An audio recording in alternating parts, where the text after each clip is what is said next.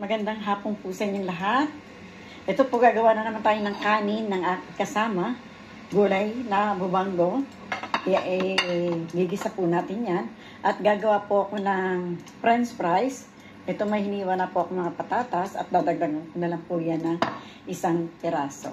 At meron naman po akong ito, tinimplahan ko na po ito ng luyang dilaw, kaya ganyan na po ang kulay ng manok. Meron na po siyang bawang, paminta, yung nga pong luyang dilaw, at saka pimiento verde, ano yun? Red pepper, ayan, nilagyan ko po siya ng red pepper, at saka pamintang black pepper, nilagyan ko na rin po siya. Ayan po siya, templado na po ang ating ipiprito para po sa kanilang pananghalian. Ayan po. Nagsalang na po rin ako ng mantika para sa french fries. Nagsalang na rin po ako ng mantika para sa ating gulay na parang upo, bubanggo po ang tawag nila rito. At meron na rin po akong sinalang na kawali para sa ating pinirito. Ayan po. Kompleto na siya.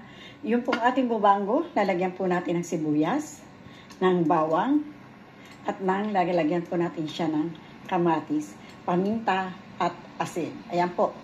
Yan po ang ating lulutuin ngayon ng sabay-sabay. Samahan niyo po ako. Huwag po kayong bibitaw. Salamat po sa araw-araw ninyong pagsama kay Tita Amy.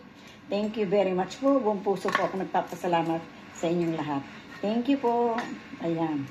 Samahan niyo lang po ako. Ito na po si Tita Amy. At nang tayo'y magkasama sa araw-araw. Thank you very much po. Ayan. Ilagay ko na po itong bawang dito kasi kanina pa po siyang mainit. Ayan. At maghiwa na po tayo ng sibuyas. Ayan. Habang niluluto po natin ang ating bawang, ihiwain na po natin itong ating kamatis. Kamatis, sibuyas. Ayan po. Para tuloy-tuloy po ang ating trabaho habang iniinit naman po natin ang kabilaan. Ayan po. Ayan. Kalahating sibuyas lang po ang ilalagay natin dahil maliit lang po itong ating bubanggo o kalahati lamang siya na tira natin kahapon. Yan po yung tira natin kahapon. Lagyan na po natin itong sibuyas. Mainit na rin po yan. Ayan. Uy, ang bango. Ang sarap po. Ayan. Kompleto na yan. Lagi ko pong hinuhuli ang kamatis dahil ayaw po nilang isinasabay ang kamatis. Hindi po katulad sa atin na ang kamatis ay pagkaano ng sibuyas, inilalagay na po natin ang kamatis. Dito po ayaw po nila, inuuna po nila ito. Kasi daw po, naluluto ng gustong kamatis ay ayaw po ni Senyora ng ganoon. Ayun na po. Yun ang lagi ko pong lagi sinasabi sa inyo na hindi po nila gusto yung ang kamatis ay medyo naluluto. Ang gusto po nila sa kamatis ay medyo crunchy. Yun po. Ayan. Ilagay ko na po. Ayan, ayos na po yung ating sibuyas din. Napakabilis po ng dahil kanina ko pa po yan isinalang. Ilagay na po natin itong ating bubanggo. Ayan.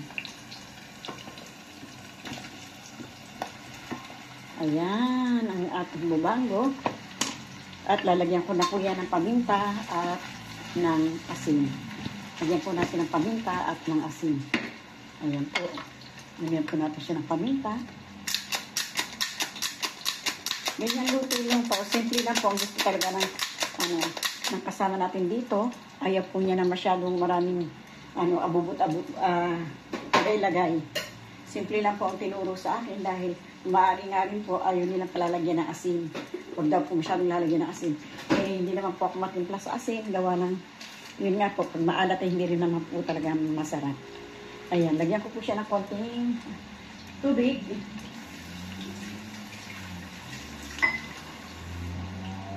Lagyan ko po siya ng kalahating baso na tubig. Ito po kalahating baso ng tubig. Ayan po. Ayan.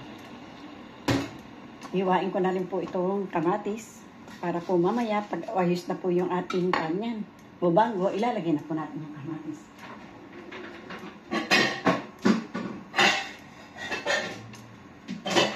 Atin po siyang takpan. Ayan po. Takpan po natin siya. Ngayon naman po, ilagay natin ito kasi medyo mainit na rin po yung ating kawali. Ayan. Tatlong ganyan lang po ang ating lulutuin para po sa tatlong kakain ngayong pananghalian. Habang naghihintay po tayo, hiwain na natin itong ating kamatis para naman po maging tuloy-tuloy ang ating pagluluto. Ayan po. Hiwain ko na po itong kamatis ng tuloy-tuloy. Matalsik po yung ng chicken. Mantika. Matalsik po. Ayan po. Ayan po lang po yan. Uy, matalsik na talaga. Matalsik ang chipita. Pero okay lang yan.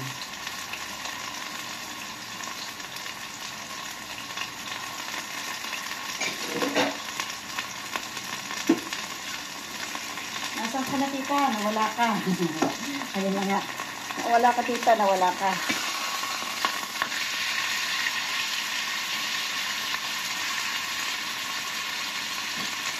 Mahina lang ang ginagawa kong pagluto para po maluto ang loob. Kasi po mahirap pag hindi naluto ang loob. Reklamo po ang aabutin natin. Ayan. Dadagdag po ako ng konting patatas dito. At doon po sa isa, kay senior, ang lalagay ko po ay paella. Doon sa anak na babae, ay tortilla. Ayan ba po? French fries. At doon naman po kay senyora, ang kanin po niya ay yung pong gulay. Iba-iba po sila ng kanin. Yung isa ay french fries, yung isa ay paella, ito naman ay papaprita o french fries. Ayan. Iba-iba po sila ng gusto. Wala tayong magagawa. Yun ang hiling nila. Ayan. Kanya-kanya po silang hiling. Hiling.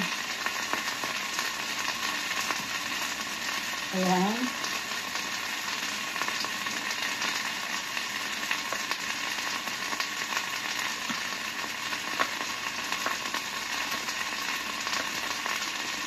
Sakit po sa braso nitong talsik ng mantika.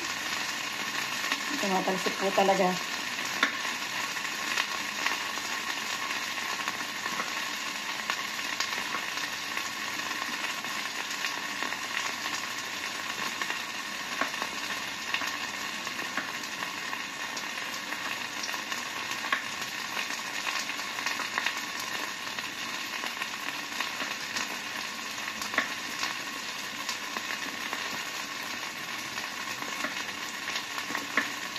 Ayan. Sa palagay ko po mainit na rin po ang ating lalagyan ng mantika nitong french fries. Dagdagan ko po ng konti yung apoy para naman po ay ayan, ilagay ko na po ito. Ayan na, nagtatalsikan na.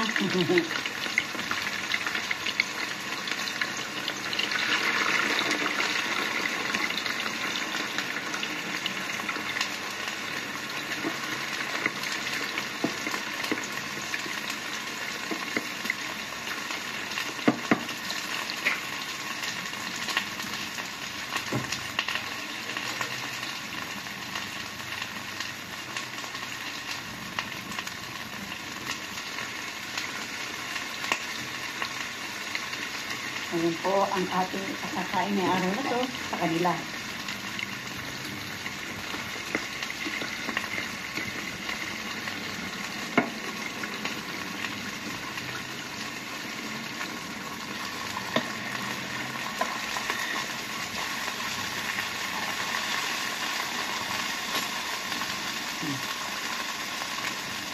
Hintayin lang po natin maluto at nang ating makita po mamaya kung ano ang ating gagawin sa kanila.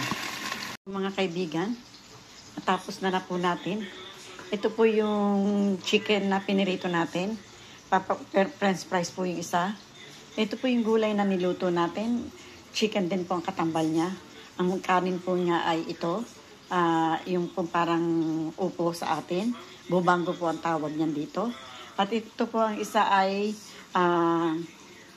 chicken din po siya, pero paella po ang kanyang kasama. Ang paella po ay meron din po siyang fish, meron din po siyang stream, meron po siyang kumpleto po yan, meron pong bacon nilagay, ayan.